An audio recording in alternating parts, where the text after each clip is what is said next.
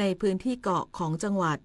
นายจุมพจน์ วรรณจักรสิริผู้ว่าราชการจังหวัดสุราษฎร์ธานีกล่าวว่าสิ่งที่น่ากังวลสำหรับจังหวัดสุราษฎร์ธานีคือปัญหาการขาดแคลนน้ำโดยเฉพาะเกาะทั้ง3เกาะประกอบด้วยเกาะสมุยเกาะพะงันและเกาะเต่าขอให้หน่วยงานที่เกี่ยวข้องเร่งวางมาตรการการทำงานหากติดขัดปัญหาให้รีบแจ้งเพื่อหาทางแก้ไข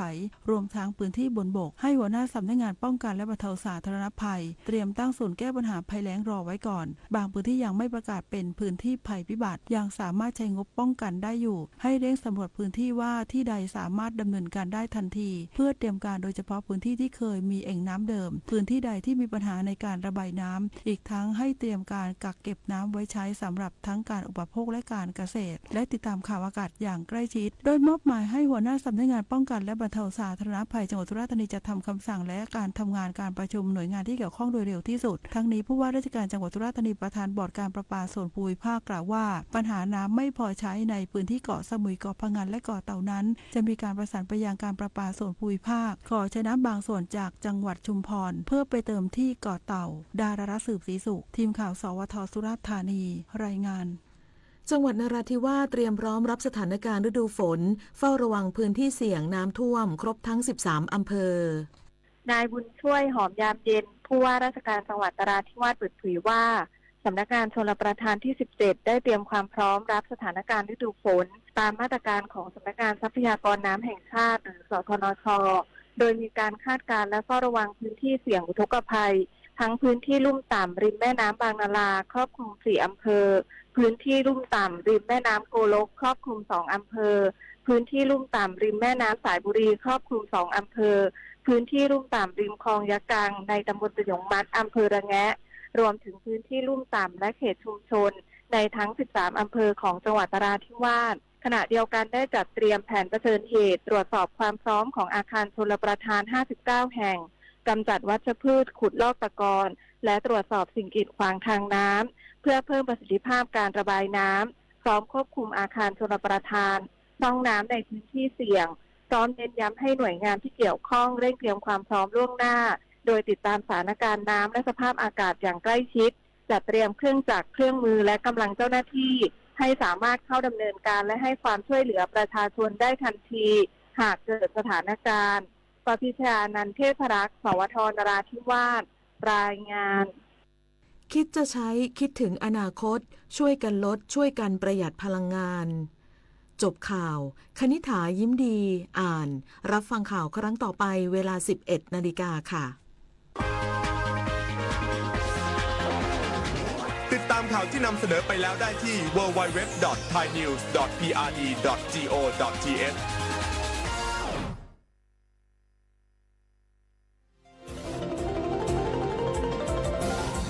วิทยุแห่งประเทศไทย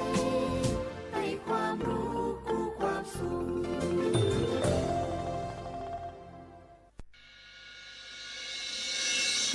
สถานีวิทยุกระจายเสียงแห่งประเทศไทยจังหวัดเชียงใหม่ AM 1476 กิโลเฮิรตซ์สถานีวิทยุภาคภาษาชาติพันธุ์แห่งเดียวในประเทศไทยที่มีความทันสมัยเชื่อถือได้สร้างอัตลักษณ์กลุ่มชาติพันธุ์สู่สากล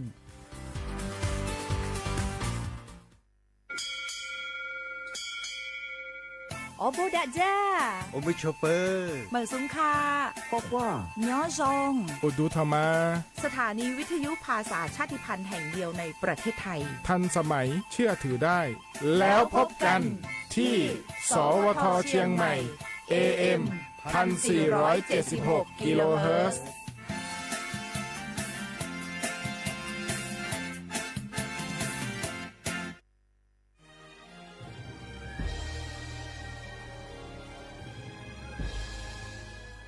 เกิดเป็นคนไทยเติบโตบนผืนแผ่นดินไทยจงภูมิใจในความเป็นไทยชาติไทยเรานั้นนับเป็นชาติที่มีความเป็นมาเก่าแก่ยาวนานเรามีภาษาวัฒนธรรมและมีสิ่งต่างๆที่เป็นเอกลักษณ์ให้เราได้ภาคภูมิใจในความเป็นคนไทยเราควรเห็นคุณค่าและมีความรักชาติหวงแหนแผ่นดินอันเป็นมรดกของบรรพชน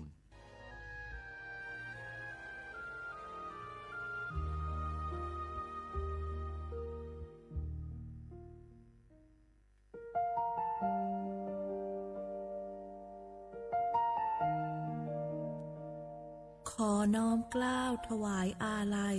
สมเด็จพระพันปีหลวงพระแม่แห่งแผ่นดินผู้ทรงเมตตาเหนือเกล้าขอพระองค์เสด็จสู่สวรรคาลัยข้าพระพุทธเจ้าข้าราชการและเจ้าหน้าที่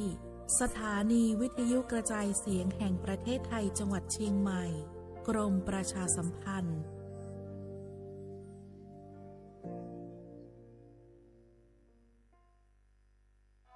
ฟ้าสลัวมัวแสงระวีส่อง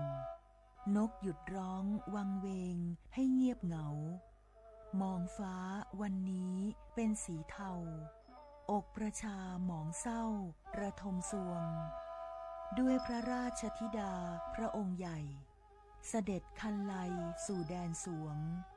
เสียงร่ำไห้สะท้อนสถานสวงพระเป็นดั่งดวงใจไทยประชาสารคดีแสงเพชรส่องล่าเจ้าฟ้าพัชรกิติยาภาตอนพระกรณียกิจช่วยผู้ต้องขังหญิงเรื่องราวของสมเด็จพระเจ้าลูกเธอเจ้าฟ้าพัชรกิติยาภานเรนทิลาเทพยวดีกรมหลวงราชสารินีสิริพัฒน์มหาวชิรราชธิดากับโครงการกำลังใจในพระดำริเป็นที่ประจักษ์ในพระเมตตาที่ยิ่งใหญ่พระองค์ทรงมีพระราชดำริที่จะช่วยเหลือผู้ต้องขังหญิงและลูกติดแม่ซึ่งเป็นผู้ต้องขังในเรือนจำให้ได้รับโอกาสในการพัฒนาตนเองทรงเล็งเห็นว่าผู้หญิงที่ต้องโทษในเรือนจำนั้นมีความต้องการที่แตกต่างจากผู้ชายและควรได้รับการดูแลที่เหมาะสมพระองค์ทรงมุ่งมั่นที่จะพัฒนาคุณภาพชีวิตของผู้ต้องขังหญิงให้ได้รับการฝึกอาชีพได้เรียนรู้ทักษะใหม่ๆเพื่อให้พวกเขาสามารถกลับคืนสู่สังคมได้อย่างมีศักดิ์ศรีโดยไม่ถูกตีตราหรือถูกเลือกปฏิบัติทรงเริ่มโครงการต่างๆเช่นการฝึกอาชีพเสริมการจัดอบรมด้านจิตวิทยาและการให้ความรู้ด้านการเลี้ยงดูบุตรซึ่งเป็นการช่วยแก้ปัญหาจากต้นเหตุด้วยความช่วยเหลือและโอกาสที่พระองค์ทรงมอบให้ทำให้ผู้ต้องขังหญิงหลายคนได้กลับตัวเป็นคนดีมีอาชีพสุจริตและกลับมาใช้ชีวิตในสังคมได้อย่างปกติสุขโครงการนี้จึงเป็นสัญลักษณ์ของความเมตตาและโอกาสที่ทรงมอบให้แก่ผู้ที่ทำผิดพลาดไปแล้ว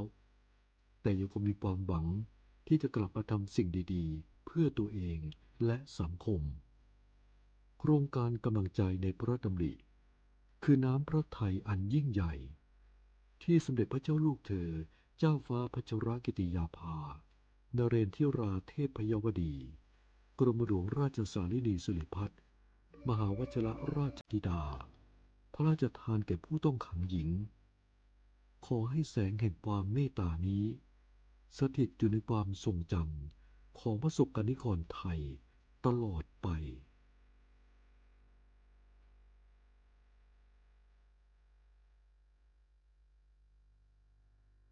ผู้ใช้สิทธิบัตรทองหรือบัตร30 บาทวันนี้หากต้องการย้ายหน่วยบริการประจำไม่ใช่เรื่องยุ่งยากอีกต่อไปย้ายเองได้โดยวิธีง่ายๆผ่านระบบออนไลน์เพียงดาวน์โหลดแอปพลิเคชันสปสช.หรือแอดไลน์สปสช.พิมพ์ LINE ID @NHSO เลือกเปลี่ยนหน่วยบริการและทำตามขั้นตอนแค่นี้ก็ย้ายหน่วยบริการได้แล้วแถมยังสามารถใช้สิทธิรักษาได้ทันทีสอบถามเพิ่มเติมได้ที่สายด่วนสปสช1330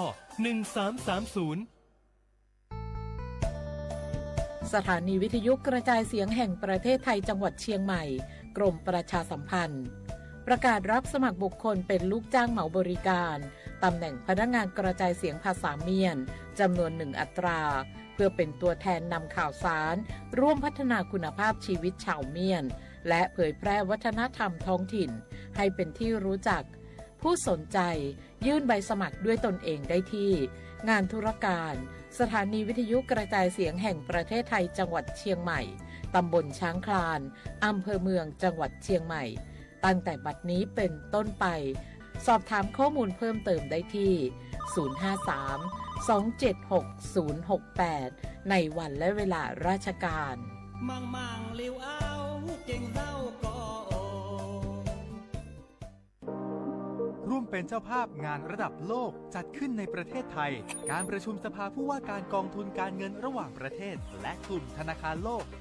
12-18 ตุลาคมณศูนย์การประชุมแห่งชาติสิริกิติ์ด้วยแนวคิดโลกทัศน์ใหม่ของไทยเพิ่มศักยภาพคนสร้างภูมิคุ้มกันในโลกที่ท้าทาย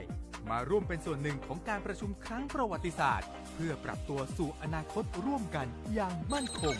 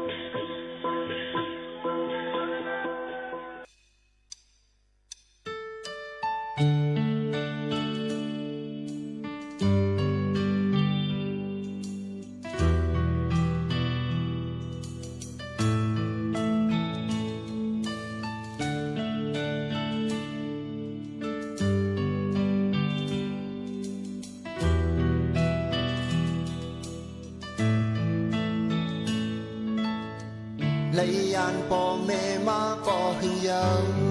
dám liều tựถึง hành men khơn hơn phải làm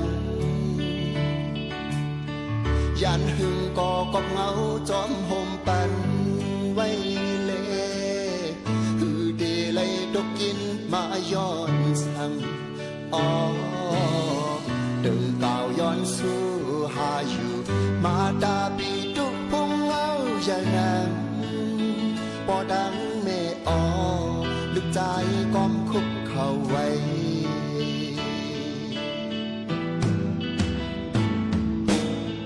การนำบุญพรมีไว้อยู่เลยยามเดียวเจอถึง หันแม่นเคลื่อนเฮินอยู่ก่อนดีจือดันเมื่อเฮินแบบในเสวนเธอเฮาดีบุดแดงจอมต่างเยอะมายการเลือกหิมไฟไม่นาอำบางอำเกินคนมาอยากตามมุกอ่านเมื่อนาบุญพรก็จับตัวไว้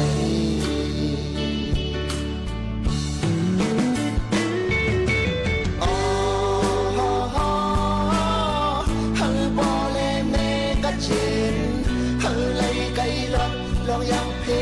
เข็นลูกใจห้อมมือคุกไว้ดิพระเจ้าสีได้เด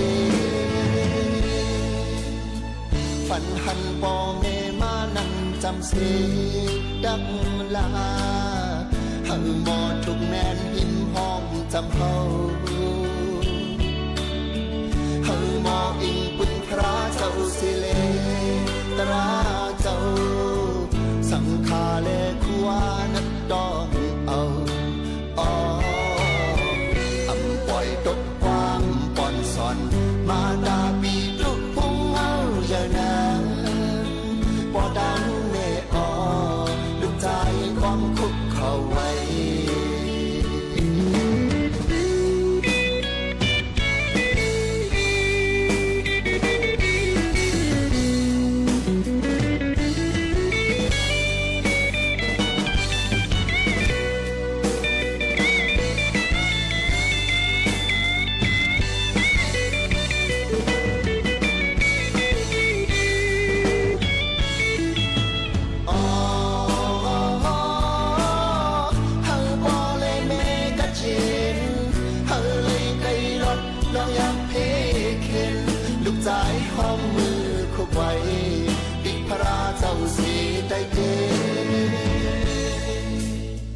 ฝันหันปอแม่มานั่งจำเสดังลา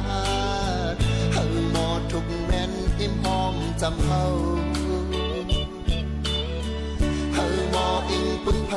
าสิเลตราเจ้า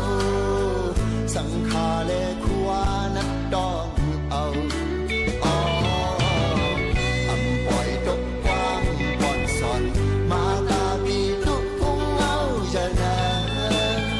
บ่ดังแม่อ้อดูใจความคุกเข้าไว้บ่ดังแม่อ้อดูใจความคุกเข้าไว้บ่ดังแม่อ้อลูกใจก็คุกเขาไว้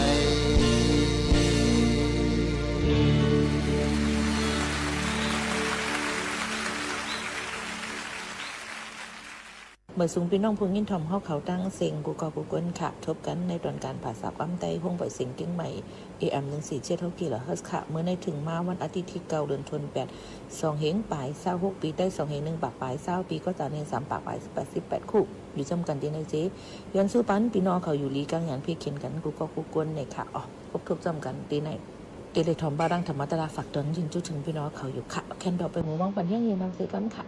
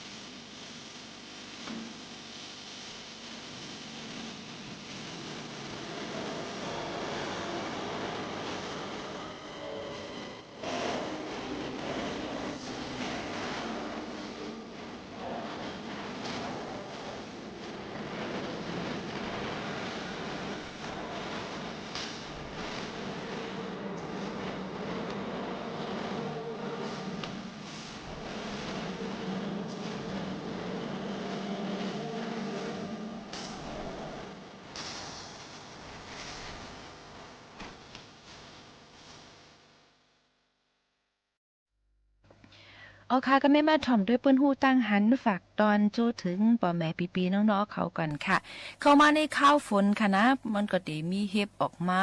จอมหุยจอมร้อยในค่ะจอมร้อยในค่ะนะเนาะก็ได้มีเห็บสกาเห็บก็ได้ออกมาค่ะป้อเป็นข้าวฮือข้าวฝนก้นวันก้นสวนเขาก็ได้เลยกินผักเหลืองสีอำก้าค่ะเอา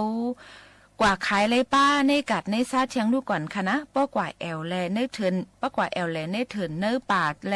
จอมเจอในสวนในจึงอันไรด้วยหันเลยเสียต้นไม้ต้นหมอกต้นพักคือเจอกูเส้นเสียนเยี่ยวในไรหันป้าสีอันหางหลีหางงามเจอหนังสีเฮ็บในก็มีหลากหลายสีค่ะหางหลีออกจอมฟิงตื้นสภาวะปอของป้อเหลืองเต็มลงกว่าค่ะเป็นมุกลงไว้ค่ะนะเตหันกอบอยู่จอมเจอต้นไม้เนื้อลิ้นเลียนสนเลียนให้เจ้าในหังหลีตาเตเอามือแกงเฮ็ดกินผักหลีผักหวานเต้ค่ะในเสตาก่อนหนังหันนั่นอ่ำจะว่าเตกินไรกูอันเตกินไรกูเมียวค่ะนะในก็พอมาลาถึงลองเฮ็บในจึงเพอก็ตอเตไรเจอกินย้อนเฮ็บในเป็นผักอันหวานมี1เสอ่ำกามีพรหลีดอนตาป้ายอยู่หลีก้นเฮาเต้แลเฮ็บในป้อเตเอากินจำหนังฟิงตื้นมันในซึ่งเฮาขาดเตเลยกินอันมีวิตามินน้ำโปรตีนน้ำยอก็อันมีอยู่ดีในเฮ็บนั่นเจ้าหนังวิตามิน B1 B2 ในแคลเซียมเขาเจ้าในตั้งนำค่ะเนื้อเฮ็บนั่นก็หวานซุ่มเนื้อป่าเจ้านั่นเสอำกาจอยแกลดย่อมปั่นเลยตั้งเป็นเทียงลูกก่อนค่ะนะตั้งเป็นฮุกให้ลงมือหนังแกนซาเยวแกนตั้งเป็นลงลืมหลอดเลือดโหเจอติบตั้งเป็นเลือดสูงในเดียวอีกตั้งจอยฮอร์โมนเฮาขากำทิ้งปันเจ้าหนังออกหูเจอปอดตับเส้นเลือดแล่นไหลหลีเจ้าหนังไหนค่ะกำปานำแต่ก็เฮ็บในเตออกพ้องขิงข้าวเหลือน6หั่นต่อถึงเดือน8เดือน9พ้องขิงข้าวผลตกนั่นก้อยค่ะเฮ็บในเตแต่ตีเจอแมงอันอ่อนอิดเล่งหรือเสพองผลมุกนั่นค่ะนะตีเฮาตัวอำหันเลยนั่นเสียแล้วมันแพกว่าจอมลมกว่ากูตีกูตั้งเป็นอันซ่าอันมองเจ้าไหนหักไม่เผลอไม่อันตายอันเน่าเจอในแหละอีกป้าดังหมักไม่เข้าพักอันเน่ากว่าหึงยาวสิแหละตั้งถัดลิ้นถัดล้มถัดน้ำนั่นเสจังหุ่นมุนมาเป็นเห็บในนั่นค่ะเห็บหอมค่ะเห็บหอมในหอมเตะในค่ะนะมันก็ว่าความไทยบนห้องตั้งเมืองเหนือบนห้องเฮ็ดลมนะคะนะเห็บหอมพ่อนหลีมีน้ำเตะค่ะเจ้าหนังเป็นยาอันจอยลดย้อมปั่นไขมันในเส้นเลือดจอยแกดแค่ให้กังปั่นตั้งเป็นแก่นสะย้อนมันมีแอซิสมิโนถึง21เมลลูกก่อนนะคะวิตามินปี1ตั้งปี2เป็นกันตั้งมีวิตามินตีสูงจอมจอยหรือปันตั้งคงหลุบและพ่อนหลีดอกก้นเป็นตั้งเป็นหมักแก้วตั้งเป็นลีนั่นค่ะเลยจอยให้กังปันตั้งเป็นไขวัด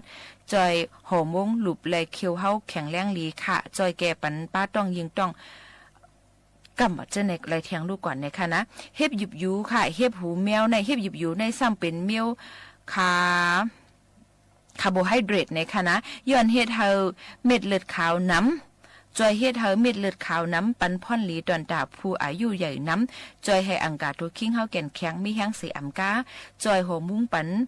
ปอดจอยยดยาอันปาตั้งเป็นห้องเขาเจ็บกลสลึกใส่ก้นแม่นเจ้าหนังในไรอยู่ในค่ะโยก็เฮ็บโปกค่ะจอยปันเฮากินข้าวหวานยดยาป้าต้องข้นอันอ้อไข่หักเสียงหับเลยไอจิมเจ้าในกวนในค่ะนะก็กาเฮ็บปกในเพราะว่าฮู้จักเตเตเฮ็บจักกะเฮ็บในค่ะนะเพราะว่าฮู้จักเตเตเนี่ยอย่าไปละลิเอามากินกูจางตุ้มเตอกันไล่ลองถึงอสักสายใจกันไล่ในค่ะเอาเฮ็บตอบค่ะเฮ็บตอบในพ้องมกกินนั่นก็หุงกินนั่นโคกินจอมหนังลอกไล่มือแกงเผิงมันนั่นเสพองเฮาคบกินในเสียงมันติมอหลังกรุบกลับไว้กินหวานเต้ๆค่ะนะเฮ็บตอบในไว้เฮ็ดกินซึ่งหือกอหลีมันจอยยอดยาปันห้อยเจ็บห้อยหมัดจำเสียก้าจอยยอดยาปันป้าห้อยจำตั้งในตีเฮาด้วยหันนั่นในค่ะเฮ็บเพิ่งค่ะเฮ็บเพิ่งจอยยอดยาปันไรตั้งเป็นวัดจอยผายเลือดแล่นไหลในตัวคิงจอยกุ้มทิ้งปันอย่าเฮาเป็นห้องเขาเจ็บในนั่นค่ะเฮ็บเข็มค่ะนะเฮ็บเข็มซ้ำจอยยอดยาปันตั้งเป็นตับแข็งห้องเขาเจ็บใส่มีห้อยเจ็บเจ็มเจ้าหนังไหนค่ะเฮ็บเข้าแตกค่ะเฮ็บเข้าแตกในจอยยอดยาตั้งเป็นแก่นสาและเฮกังปันป้าตั้งเป็นแก่นสาเต้านมไหลหลีเต้ๆค่ะในเฮ็บอันไหนมันกว่าจอยแกะแค่ปันอันหลากหลายอันแหลกลายฮอร์โมนนางยิงอันจำติหมดโหเหลือนั่นสิแหละพ้องการแหลกลายเลือดในตัวอังกาตัวคิงนางยิงนั่นก็เหตุการณ์มาย้อนนั้นมันจอยแกะปันเฮาเซลแก่นสาเต้านมลดย่อมลงมาในค่ะ พรจ่ามันคารู้ลองเฮ็บอันจ่าเจออันหมอกลัดมานั้นซ้ำเป็นไว้จึงหือหลาในค่ะกำในเฮามาด้วยพรจ่าของเฮ็บกันเทียงลูกก่อนย้อนอยู่ในข้าวฝนยาวเลยแลกล้องอันป้าจอมเฮ็บตีเฮาอำฮู้จักนั่นก็มีอยู่ตั้งนำค่ะเฮ็บอันมีกล้องเสใกล้ไล่ทบปัญหาย้อนกล้องเฮ็บอ่ำนั้นกำปานำตีห้องกันว่าเฮ็บมือในนั่นเตมีอยู่ตั้งนำตั้งหลายเจอหลายเมียวค่ะนะหนังเก็บหอมคนสอขามาอ่ำนำก็แก่เจอหนังกล้องเฮ็บนั่นเตมีอันอ่ำป้อเฮาแห้งและเฮาแห้งถึงลู่ซุ่มสายเจอตั้งเป็นเตป่อมาไว้กินเฮ็บอันมอยาเขาตีทบพ้องหันก้นกินเขากินหญ้านั่นตีเป็นเฮ็บไข่ไก่นะคะกล่องมันตีมีอยู่2เมลจะในเฮ็ดให้ต่อห้องเข้าตับปอดออกเส้นเลือดหลอดลมถวยเจยเฮ็ดให้ก้นลูดตายเลยในข้าวยาม4 ถึง 10 ชั่วโมงกุ้ยในคณะก็ตายแล้วในเอาตายเลยมั้ยจ๊ะค่ะก็ตายแล้วในค่ะนะกองเฮ็บในเตขำไม่ไหลหลีย้อนนั้นถึงว่าเฮ็บนั่นหุงสุกเหย้าในเสตากองมันก็ตึกนำอยู่เตะๆไว้เสกินเฮ็บเหย้าหมอก3จงมองในนั่นจึงเตเป็นจังหนังโหไข่โหเมาไข่อ้อไข่หักต้องไข่กว่าโหเจอเต้นตอดแห้งต้องอิวต้องหลิมเจมเจอในอยู่อะค่ะขอฟังมันค่ะรู้อย่าไปกินเฮ็บกึกจอมเราเฮ็บย้อนเฮ็บมังอันในเตเป็นกองมากำเหลวเราตั้งเฮ็บในตั้งมันแห้งใหม่มันเตแพเสเฮ็ดให้กองนั่นแพเติ้นกว่าน้ำเติมมาหรือเสเก่ากินเฮ็บอย่าไปกินอิ่มแห้งหนาหรือค่ะย้อนมันเตแล้วย่อยหยับสังก้นก็อันห้องเขาแห้งขามโตอ่ำแข็งเลยจึงจังไหลเป็นเลยตั้งเป็นย้อนนั้นกินเฮ็บในหรือกินเฮ็บดีอันฮู้จักสั่งว่าซื้อกินในจึงหรือซื้อกินเฮ็บอันฮู้จักอันยามกินนั่นกล้วยยาวค่ะอย่าไปกินเฮ็บอันมีสีเฮอมีเกล็ดตีเนื้อกุบเฮ็บอันมีแมงคบกินเจ้าไหนก็อย่าไปถางว่าเฮ็บนั่นมีกล้องเลยกินไล่ในนั่นค่ะนะพ้องกึ่งกลางเสหรือจอยหรือก้นก่อนกินยาเฮ็บอันมีกล้องนั่นในจึงหรือเฮอกวนเป็นนั่นหักออกมาเฮาหมดค่ะเฮาหักออกมาหนังการนำเดเสเปิ้นที่สุดตอนตาลดย้อมการแพ้กล้องมันเฮากินน้ำอุ่นตั้งกือล้อกันค่ะกือหมอก3เจาะ1และจุกโกงข้อเฮาหักออกให้ไว้ที่สุดค่ะนะเน็ตเอาส่งห้องยาคันๆไผ่ๆย่อก็อย่าไปลืมเอาป้าตั้งเฮ็บอันกินกว่านั้น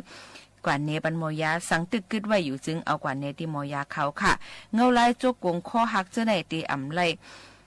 เอากว่าเจ้าตื้อตีลูกอ่อนอายุไปเตรียมหักขบในคณะอันนี้ก็เอามาฝากตอนเกี่ยวกับไปลองเฮ็บในข้าวฝนให้พี่น้องเขาเลยฮับผู้เลยยินถ่อมจ้ำกันในตอนการภาษาความใต้เฮาค่ะตั้ง AM 1476 กิโลเฮิรตซ์ตอนการตามยิ่งหมู่ขาวนุ่นในค่ะหรือใส่กันเที่ยงก่อนค่ะ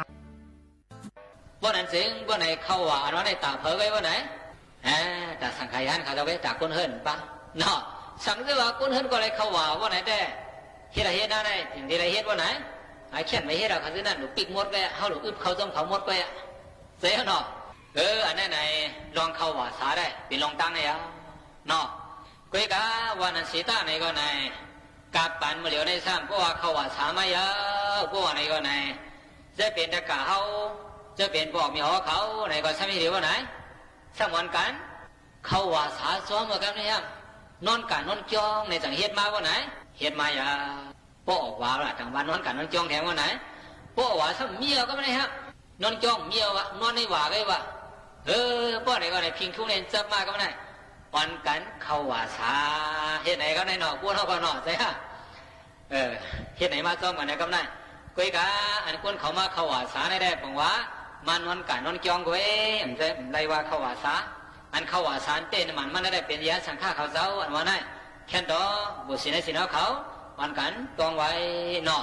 วันนั้นเป็นลองพิงทุ่งเมืองเฮาน่ะเข้าว่าสารวันนั้นเนาะความสองคมมันไกลนั่นน่ะเจ้าคู่ใครว่าในบุษในสินเขา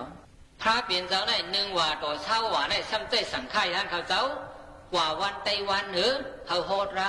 ถึงมาเช้าว่าในซ้ำมาหรือว่าไหนอย่าปีกว่าดีแล้วเขาอยู่ดีเก่าดีเร็วบุษในสินเขาปีทัดสังสิความสองคอน่ะอันไหนน่ะคอน่ะเท่าหรือป่องแซ่เลยน่ะใครว่าสังว่าไหนกุนโหตระได้เป็นสังกว่าวันไต้วันเหนือเก่าตั้งในตั้งนากุนนั้นถ่อมตระน่ะเพราะว่ามีอยู่ดีเก่าดีเดียวเลยถ่อมว่าไหนสังเดหมอสังเดหูตะปุชินะสินเขาจำนิ่มแกจำนิ่มปุชินะสินเขามาอยู่ร่วมกันที่ในการในจ้องน่ะมีอยู่โยมอกที่10-80น่ะเนาะว่าจังไหน70-80ในว่าไหนป้มใจเลี้ยวกัน บ่ไหนจังปู่ศิลสินเขาที่อยู่จ้องกันไรอยู่น่ะจังบวชเลยรู้มีอยู่ไรแกมีอันแล้วล่ะใจเลียวกันวะน่ะเก่ามาเฮ็ดปู่ศิลนายศิลมานอนกันนอนเปียดป้าไหลป้าว่าไหนไปศิลเปียดป้าวะพวกเป็นปู่ศิลนายศิลว่าไหนอันนั้นยาวอันปู่ศิลนายศิลเขาอยู่จ้องกันไรน่ะเป็นศิลเปียดป้าเนี่ยหน้าปู่ศิลนายศิลเขาน่ะอันทิ้งเป็นปู่ศิลนายศิลเขาได้เปลี่ยนอันนั้นอ่ะพวกมีอันทิ้งมันว่าไหนจังปู่ศิลนายศิลเขาที่อยู่จ้องกันไรว่าไหนมีอยู่จ้องกันไรใจเอาเนาะนับปันหนึ่งก็เป็นตัวใจสัตวะเข้าคำแหมขายนับปันสองก็เป็นคู่ของคนอุปสาเข้าคำหลักเอาขายนับปันสามบ่เป็นที่หอดีเฮดีได้เป็นผู้เป็นเมนวนจ้องกันเด้อบ่สินเปียดได้บ่ไหนเป็นผู้มีกันก็เข้าขา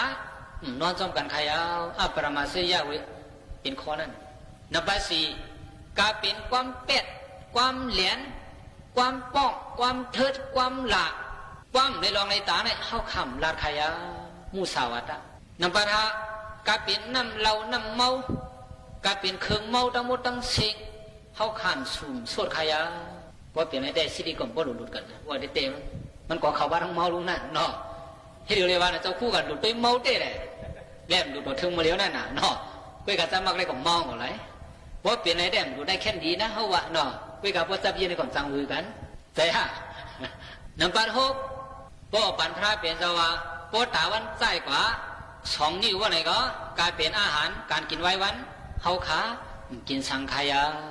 วิกาลาโภชนะโปกาปันมาเดียวก็โปป่วนกว่า12 โมงกลางวันก็เฮาขา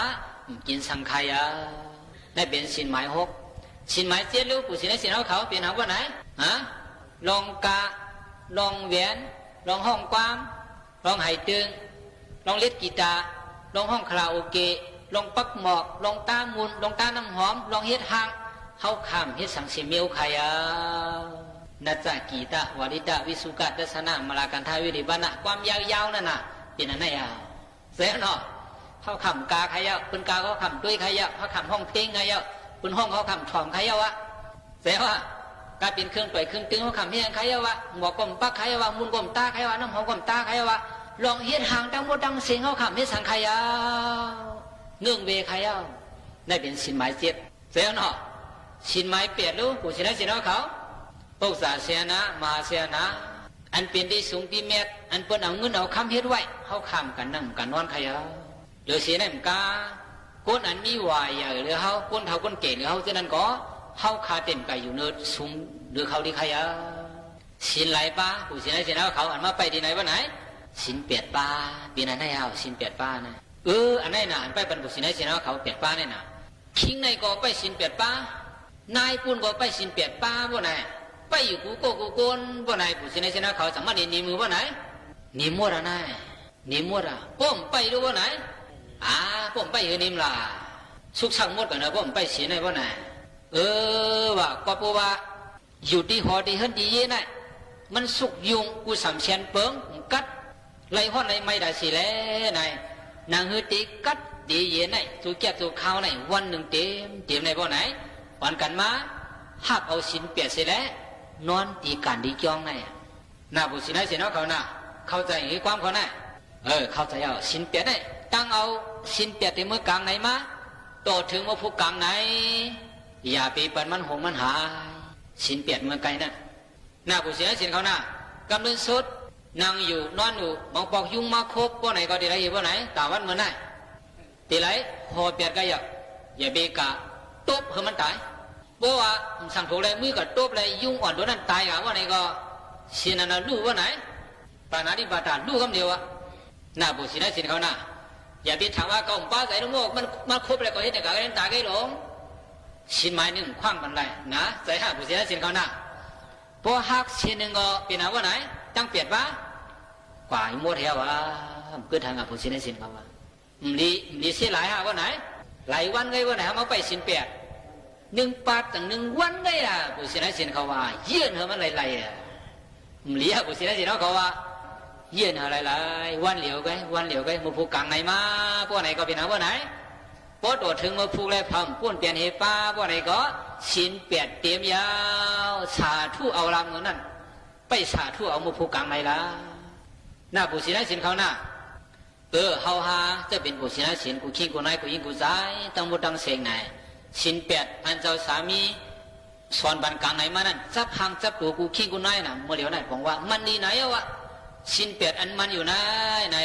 เฮาเป็นศีลแต่เพราะว่าเจ้าเก่า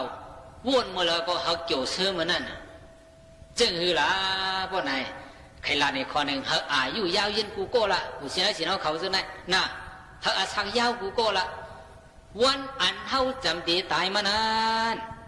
ต่างมิ้วในปู่ศรีนาสินเขาแข่งคุกใจไรสังก็ยาวไว้ลูกก่อนว่าสังเฮาคุกใจไรวะอ๋อมือปีนั่นเหลือนั่นวันนั้นมาเขาการนอนดีการดีจ้องเห็นแหละเขากับไปสินเปียดได้สินกำฮักให้สินนั่นมาปู่ศรีนาสินเขาต้องกว่าลีความเขาไหนอย่าบีลืมนะมือจำเลยว่าไหนมือจำตีเมื่อจำนี้ตายนั่นน่ะใครมีสังก็เยอะวะหิมห้องได้มีเผาก็เยอะวะมีเงินมีคำก็เยอะวะอย่ามีไม่ใจเฮาคุกใจไรวะเมื่อเหลือนั่นเมื่อวันนั่นเก่ากว่าไปสินตีจ้องก็มาเก่ากว่าหับสินเปียดเก่าวันนั่นหักเสียเลยนะเฮาคุกใจไรสินเปียดได้เสียแล้วเฮาตายกว่าหน้าผู้เสียได้สินเขาหน้าเฮาเปลี่ยนสังว่าไหนเฮาตายกว่าพ้องนั่นนี่ลีนารายจะได้สั่งปิกตาอสุรเกตื่นว่าอันเป็นไรนะบุษย์สินเขานะเห็นสาวว่าไหนตื่นว่าอันเป็นไรหันลงไรมือปั่นน้องเดียวอันเป็นไรกว่าคำเดียวโยตายกับยาว่าไหนก็จัดตีมานั่นบุษย์สินเขาซ้ำใครเป็นได้แล้วว่าไหนใครเป็นมงคลขึ้นฮะใครเป็นมงผีฮะว่าไหนก็เลือกเอาละนะบุษย์สินเขานะสินนั้นแล้วว่าไหนสินเปียดอันไปมันไหน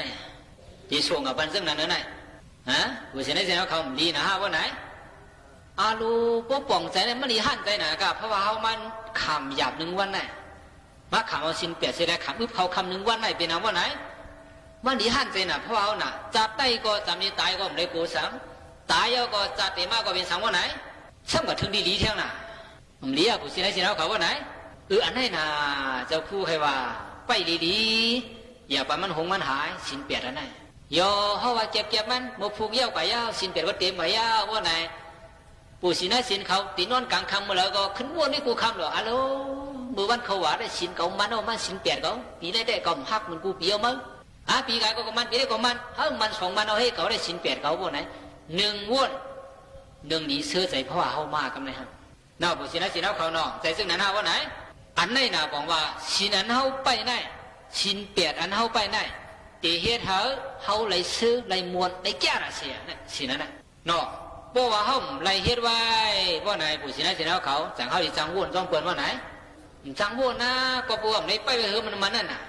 อันนั้นยาวจังว่ามันดีนะแต่เพราะว่าเขาได้น่ะผู้สินะสินเขาน่ะจังว่าพองยามเขาหิวไหลกินไหลกว่าไหลไปไหลตึกอยู่ดีกินวันอยู่ไหนว่าสินเปียดอันไหนผู้สินะสินะเขาอย่าบีปันมันหงมันหายวันหนึ่งก้อยเขาจ่าดีว่ามันเนี่ยเขาว่าหน่อยสังซื้อว่ากุ้นสีโก้ก็เลยมีโอกาสตั้งเป็นอยู่แล้วกินตั้งกินเนี่ยไรวะกุ้นก็ไหนว่าไหน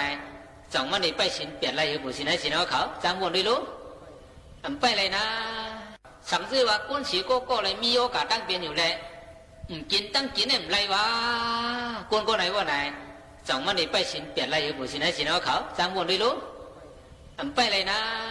เป็นหวังไปเลยครับเดี๋ยวก็ภาษามันเป็นโยกาไว้น่ะป้อมกินนะกินสมัครกินยาอะไรวะไหนสั่งเลยมาไปสินเปลี่ยนอะไรวะไหนยาวะตัวจัดมันได้จังไปวะจังว่าปู่ศรีนะสินเขาไหนมือเหลียวไหนมันก็ยาพองมันดีน่ะค่ะเขาก่อนเปลี่ยนสังน่ะไปเอาอะไรหน้าปู่ศรีนะสินเขาน่ะอันนี้เป็นคอผมโจมมันเอามาไปสินเปลี่ยนอันไหนมานอนกันนอนจ้องเปลี่ยนอันไหนนี่เป็นคอหนึ่งน่ะเบิ่งหลวงมันอันไหนนะยอก็ได้ถึงมาขอทุน2ในแด่โป้หมอถ่อมก็เปลี่ยนตราดีเข้าใจสุดยอดละโป้หมอถ่อมก็ได้ก็เปลี่ยนตราเข้าตาเลยใครรับโทนะนะครับเนาะผู้ชายที่เราเขาจังหวะนั้นว่าไหนนามารูปังอันนี้สังนามารูปังตุขังนามารูปังอันนัตตาวะก้นห้องได้ไปโป้เท่าก้นถ่อมได้เท่ากับน้ำมะนะผู้ชายที่เราเขาที่ว่าหรือว่าไหนเป็นว่าป้อเดี๋ยวโหดราว่าไหนเราเป็นเจ้าเท้า ว่าเนาะพอเท่ามาแล้วก่อนต่างกันห่อถ่องมาในเมียนกันว่าจังเปิ้นว่าคือว่าไหนผู้สินสินเขาว่าไหนเปิ้นว่าน่ะเนาะก็ได้ว่าเจ้าหนังเขาเจ้าคู่ลัดว่ามื้อไกลนั่นน่ะตราไหนพวกกับไปมือเท่าไว้ว่าไหนจังนี่ไล่ว่าไหนไล่เนาะแต่ฮะอิเสวังกิสังอาตปังโกเสญังมรณังสุเวนายิโนสังการันตินะมหาสิเนนะมัสสุนามันเดินหน้าพอรู้นะเสียฮะมันตื่นเดินหน้าว่าอะไรคุณตาเนี่ยใครห้องเขาก็ห้องอ่ะดีๆกันนะก็ว่านั้นไหนเมื่อมันไปมาเขาหลุดตูดันไว้เสียเนาะผู้สินะเขาเนาะเลยเมื่อนั้นได้เขาจะคู่ดีบันไล่มันอีกหนึ่งไงไปบอกปันน้ำบอกสินน้ำมาจากก็ไม่สืบดีนั่นแหละลาดในกระเทียม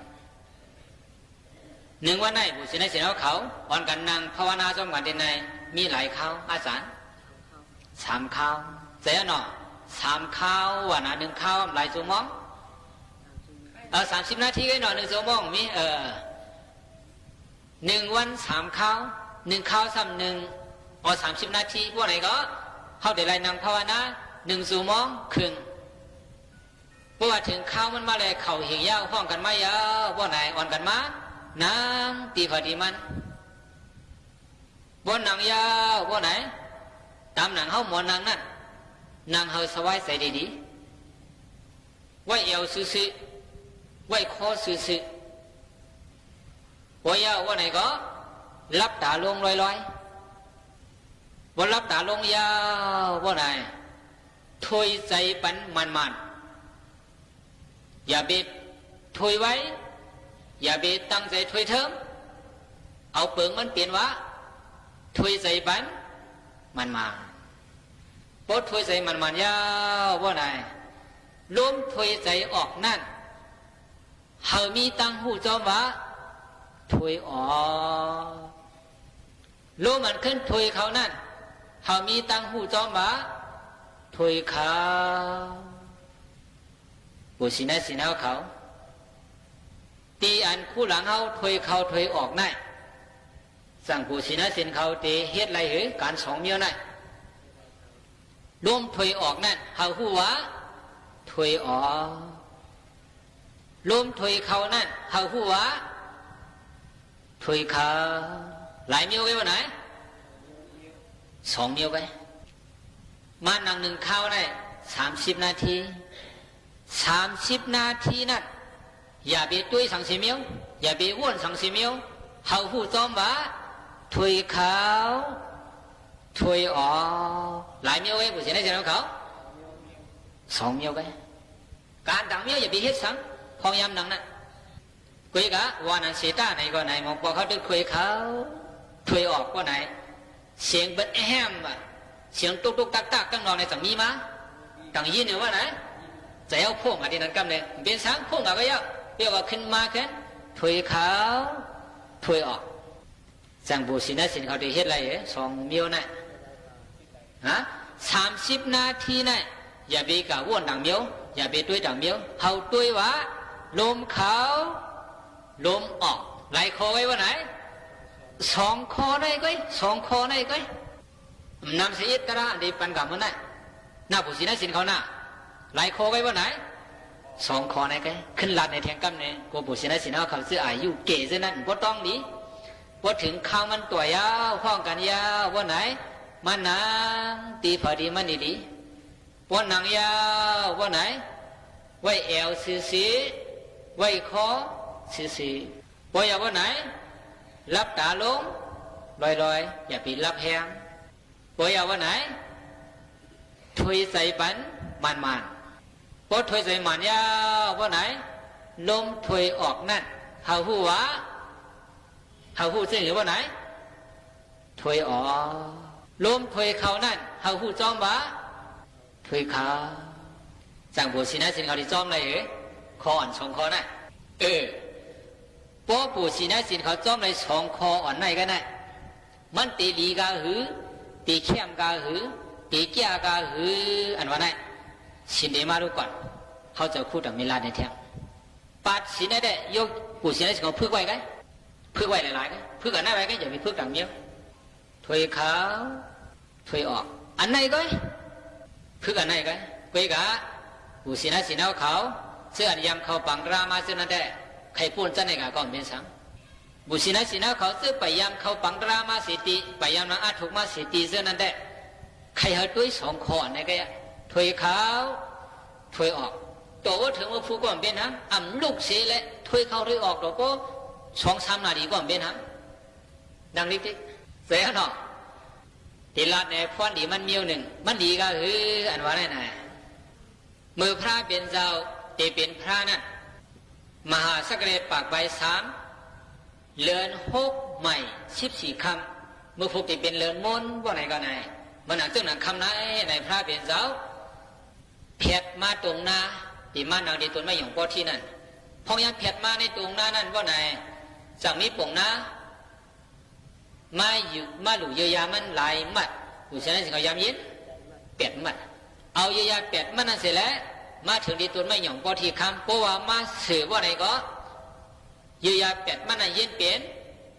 นเกี่ยวห้องเสียงกว่าหลังห้องเสียงกว่าพระเปลี่ยนเจ้าไปเปลี่ยนพระของนั่นตึกเปลี่ยนพระล้อมเนี่ยเอาหน่อยเปลี่ยนยาหันตึกแก่งกำตรานั่นเพราะว่าการนั่งเนื้อนั้นยาวว่าไหนก็ไหนมันนาคาไก่ขุดดีๆว่าไหนก็พระเป็นเจ้าติกฐานวันเมื่อไหนว่าเก่าเป็นพระเก่าลูกกินายาว่าไหนก็นางไหนก็ตุยดีแล้วว่าไหนตุยตีคู่หลังเนี่ยลมเขาลมออกความป่าดีห้องว่าอาณาปานาความป่าดีห้องเส้นกับบุษินัยสินเอาเขาอาณาปานาอันไหนลมเขาลมออกกำลังสุดพลาเขาเนี่ยด้วยลมเขาลมออกในสิแล้วเปลี่ยนสังมาว่าไหนเปลี่ยนพลามาเปลี่ยนพลามาเพราะนั้นอันปู่ศินะสินเขาใครหูตราดีตราเมียดอันว่าไหนที่ออกมาดีแล้วว่าไหนปู่ศินะสินเขาฮะออกมาดีแล้วว่าไหนที่ออกมาดีลมเขาลมออกแน่ตราดีตราเมียดเสียหนอพระเปลี่ยนเจ้าก็มาปันไรเจ้าผู้สันชัยก็มาปันไรเผาก็มาปันเท่าไรเท่าแต่ไรหาวดีแล้วตราดีตราเมียดว่าไหนผู้ศินะสินเขาหาวดีคู่หลังเผาคู่หลังมันยาคู่หลังเขาสำเร็จการสั่งว่าไหนถอยเขาถอยออกจากมันเหตุการณ์อะไรผู้ศินะสินเขาพวกคู่หลังเหตุการณ์ว่าไหนได้ดีอย่างว่าไหนหลัวหามกับเปียดก็ยะจังว่าผู้ศินะสินเขาก็เปิดคู่หลังเหตุการณ์อยู่แล้วเขาต้องเป็นตัวเป็นใจอยู่นั่นอ่ะเพราะว่าใครตราว่าไหนก็เขาได้อะไรกับเบิ้งอิงเขาว่าไหนกับเบิ้งอิงคู่หลังเขานั่นน่ะผู้ศินะสิเขาจะมีคู่หลังเงยว่าไหนมีป้อมมีอยู่ไหนว่าหามเปียดก็ป้อมมีก็คู่หลังก็มีลมเขาลมออกก็มีผู้ศินะสิเขาจังใครตราจังใครทำดีๆว่าไหนเพราะใครดีกับตัวดีแล้วกับตัวดีคู่หลังพอคู่หลังมานั่นนะคู่หลังสำเร็จการสั่งหล่าว่าไหนถอยขาวถอยออกเฮาผู้อันนั่นก้อยวะเฮาผู้อันนั่นก้อยวะเฮาผู้นำรายกาหือเฮาตัวนำรายกาหือก็ตีเป็นสังว่าไหนผู้ศินะสินเขาฮัลโหลตีเป็นผู้ศินลีนายศินเลียนะน่าผู้ศินะสินเขาน่ะตีเป็นสังว่าไหนตีเป็นผู้ศินลีนายศินลีมันเต็มสุกสักเผาอันนั้นต้องไว้ละเนาะโอ้ปู่ศินัยเขานางให้แหละด้วยลมเขาลมบอกอยู่ดีมันนะนายก็คุณก็อยู่ดีมันนี่แหละด้วยลมเขาลมบอกมันอยู่ยาวบ่ไหนแต่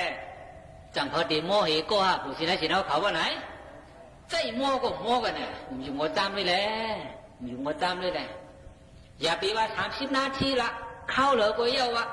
นั่งดีพอดีมันจุกดีพอดีมันอยู่ดีพอดีมันนี่แหละด้วยสังว่าไหนลมขาวลมออกลมขาวลมออกอยู่พวกไหนแต่ในวิหารเราได้เสียงสังก็ยินสีอีกคำเดียวบุษินัยสินเขาต่างนี้พ่อมือความเขาได้ต่างนี้ไล่ใจเห็นว่าไหนต่างนี้ดีเขาเหตุการณ์ที่ไหนว่าไหนบุษินัยสินเขาต่างนี้ดีพวกลีพวกไหนก็ได้วันนั้นคัดใจแล้วลมเขาลมบอกว่าอะไรดีๆเนาะในเก๋ในก็สั่งด้วยว่าคัดเจอเลยโอ้ลูกกี่ลมเขาลมบอกนั่นเสียเลยตราเตะตราทูเลยเตะว่าว่าไหนเตะหาดีว่ามันมีแล้วแต่พอเอาเนี่ยยีเหลือในก็มีสังเทียนเนี่ย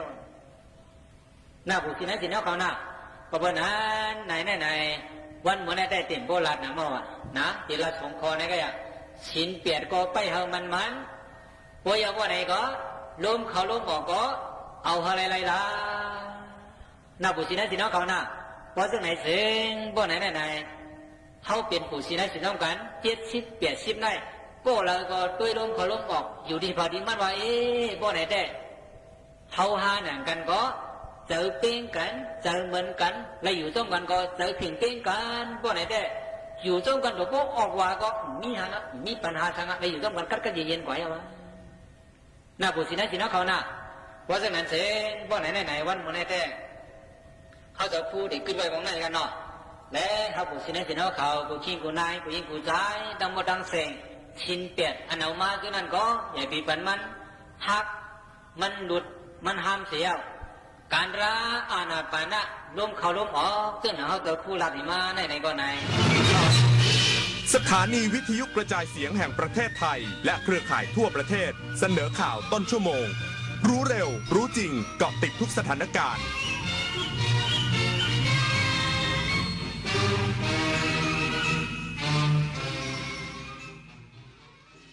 รับฟังข่าวต้นชั่วโมง 11 นาฬิกากับคณิษฐายิ้มดีค่ะ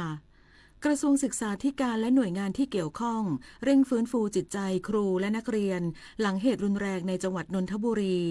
อีกสักครู่กลับมาติดตามรายละเอียดค่ะแสนอาลัยสมเด็จพระพันปีหลวงไทยทั้งปวงหมองหม่นก่นร่ำให้พระผู้เสด็จสู่ฟ้าสวรรคาลัยแนบดวงใจตามพระบาททุกชาติภพปวงประชาน้อมสำนึกในพระมหากรุณาธิคุณเป็นล้นพ้นอันหาที่สุดมิได้ข้าพระพุทธเจ้าคณะผู้บริหารข้าราชการและเจ้าหน้าที่สถานีวิทยุกระจายเสียงแห่งประเทศไทยกรมประชาสัมพันธ์ผมกริดโทนขอชวนฮีโร่ขาประจำที่สัญญาว่าจะมาบริจาคโลหิตทุก3 เดือนและผู้บริจาคโลหิตครั้งแรกที่อยากให้อยู่กับเราไปนานๆส่วนคนที่หายไปเรายังรอคุณกลับมาเสมอนะสำหรับคนที่ไม่เคยบริจาคโลหิตมาเป็นผู้ให้และเป็นครอบครัวเดียวกันเพราะทุกวินาทีคือโอกาสช่วยชีวิตการให้เลือดจึงรอไม่ได้ติดตาม Give Blood Now ให้เลือดให้ได้ให้เลยในทุกแพลตฟอร์ม Official ของศูนย์บริการโลหิตแห่งชาติสภากาชาติไทยไหนมาเช็คผู้สูงวัยในบ้านเราหน่อยสิว่ารู้ทันมิจฉาชีพแค่ไหนได้เลยเช็คมาถ้ามีคนชวนลงทุนผลตอบแทนสูงได้กำไรงามยิ่งได้กำไรเกินจริงยิ่งไม่เชื่อหรอกแล้วถ้ามีเสียงเหมือนลูกหลานโทรมาเร่งให้โอนเงินด่วนล่ะยายก็วางสายแล้วก็โทรกลับหาลูกหลานก่อนให้แน่ใจส่วนคนที่อ้างว่าเคลมสินค้าขอรหัส OTP หรือให้โอนเงินยายไม่เชื่อบล็อกทันทีบล็อกถึงจะสูงวัยแต่ไม่เชื่อใครง่ายๆนะเพื่อนดูรองเท้าวิ่งรุ่นนี้สิถูกจนเหลือเชื่อต้องรีบโอนอย่างนี้เลยจะได้ไม่พลาดหยุดก่อนอย่าเพิ่งโอนของแบรนด์เนมถูกขนาดนี้ปลอมไม่ก็หลอกให้โอนเงินชัวร์แต่เขาบอกว่าเป็นของแท้หลุด QC นะมุกเดิมๆของมิจฉาชีพทั้งนั้นก่อนซื้อเช็คยอดไลค์เพจแล้วเอาเลขบัญชีไปเช็คในเว็บตรวจสอบอีกทีจริงด้วยลองเอาชื่อบัญชีไปค้นดูโหมีประวัติโกงเพียบเลยจำไว้เลยจะซื้อของออนไลน์อย่าเห็นแก่ของถูกเช็คให้ดีก่อนโอนกระทรวงศึกษาธิการและหน่วยงานที่เกี่ยวข้องเร่งฟื้นฟูจิตใจครูและนักเรียนหลังเหตุรุนแรงในจังหวัดนนทบุรีนายประเสริฐ จันทรารวงทองรัฐมนตรีว่าการกระทรวงศึกษาธิการเปิดเผยว่ากระทรวงศึกษาธิการได้ยกระดับมาตรการเยียวยาจิตใจและดูแลความปลอดภัยสถานศึกษาอย่างเร่งด่วนภายหลังเกิดเหตุรุนแรงในจังหวัดนนทบุรีโดยผนึกกำลังกับกรมสุขภาพจิตกระทรวงสาธารณสุขและคณะจิตวิทยาจุฬาลงกรณ์มหาวิทยาลัยลงพื้นที่ช่วยเหลือทางจิตวิทยาแก่ครูนักเรียนและผู้ปกครองอย่างเป็นระบบเพื่อดูแลความปลอดภัยทั้งร่างกายและจิตใจของนักเรียนและบุคลากรนอกจากนี้กระทรวงศึกษาธิการพิจารณามอบความช่วยเหลือด้านการเงินและสวัสดิการชดเชยแก่ครอบครัวผู้เสียชีวิตและได้รับบาดเจ็บเพื่อแบ่งเบาภาระค่ารักษาพยาบาล ควบคู่กับการจัดทีมนักจิตวิทยาลงพื้นที่ให้การปฐมพยาบาลจิตใจเร่งด่วนโดยยึดหลักดูแลใจครูก่อนเพื่อให้ครูสามารถกลับไปดูแลใจเด็กในห้องเรียนได้สำหรับแนวทางปฏิบัติในการดูแลนักเรียนเมื่อกลับมาเรียนกระทรวงศึกษาธิการเน้นย้ำให้ครูสื่อสารให้นักเรียนทราบว่าอยู่ในสถานการณ์ที่ปลอดภัยยอมรับความรู้สึกของนักเรียนโดยไม่ปฏิเสธเปิดโอกาสให้พูดตามความสมัครใจโดยไม่ซักถามรายละเอียดซ้ำทั้งนี้ขอความร่วมมือจากสื่อมวลชนและประชาชนในการสื่อสารอย่างมีความรับผิดชอบโดยงดเว้นการเผยแพร่ชื่อภาพหรือข้อมูลอัตลักษณ์ของผู้ก่อเหตุผู้เสียชีวิตและผู้บาดเจ็บตามหลักการไม่เปิดเผยข้อมูลที่อาจก่อให้เกิดผลกระทบตามมาจิรวรรณช่วยเท้ารายงานจังหวัดตรังคุมเข้มแนวทางบริหารจัดการภัยในพื้นที่เสี่ยงพร้อมติดตามสถานการณ์น้ำในพื้นที่อย่างต่อเนื่อง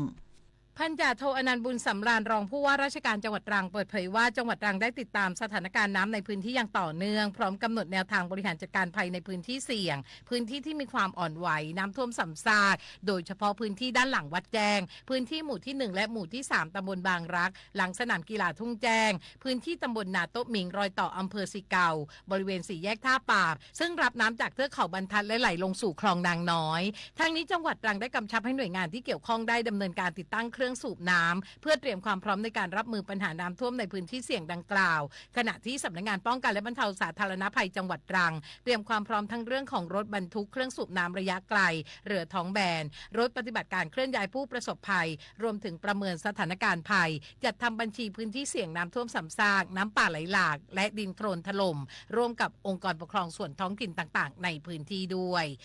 ยศพรนะคะไกลศรีสวทตรังรายงานคลื่นความร้อนในเกาหลีใต้ส่งผลให้ราคาผลผลิตทางการเกษตรในประเทศพุ่งสูงขึ้นอย่างรวดเร็วกระทรวงเกษตรอาหารและกิจการชนบทของเกาหลีใต้รายงานโดยอ้างอิงข้อมูลจากองค์กรการค้าการเกษตรกรรมและการประมงของเกาหลีใต้ในวันนี้ที่ระบุว่า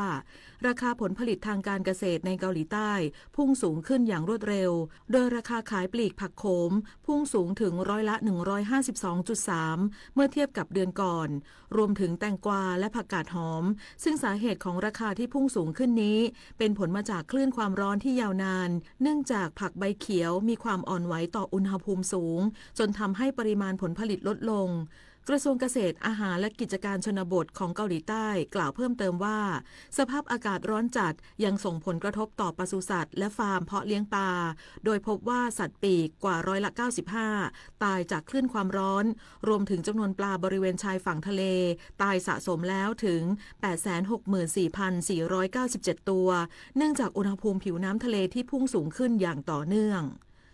ปิดไฟปิดแอร์เมื่อไม่ใช้ช่วยประหยัดค่าไฟลดการใช้พลังงานจบข่าวคณิษฐายิ้มดีอ่านรับฟังข่าวครั้งต่อไปเวลา 12 นาฬิกาค่ะ